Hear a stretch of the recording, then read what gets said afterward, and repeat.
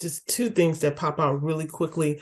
One, I had a resident and she used to be a dancer, but she broke her both hips. And so made a little more frail. She had to have, her one of those little rascals that you ride around. But her husband was still, they were New Yorkers and still had a lot of his strength. So he was going around fighting and advocating for his wife. He was taking over what we call a care conference where you address the needs of the resident. But I noticed that the facility and the husband were going back and forth, and no one really considered what was going on with her. No one heard from her. And you could see just sadness with the back and forth, and just asking her, me spending time with her, asking her, what did she want?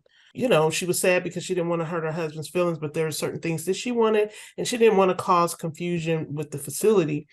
So her and I strategized a plan. And I remember at the care conference, I said, you're going to sit right in the front at the head of the table, and I'm going to sit next to you, and you can do this. And at the end of the care conference, during it, she was able to advocate for what she wanted. I said, make a list. It's be okay. Take a deep breath. And at the end of the care conference, her doing her fist like this, like, yes, I did it. You heard me.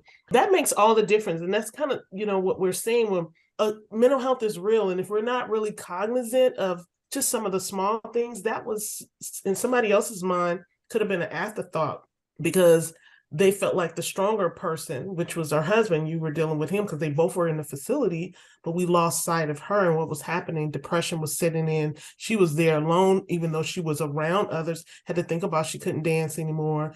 She said, I know I did certain things where I would fall over because I just wanted to do it. But she was trying to bring attention to herself, like, I matter.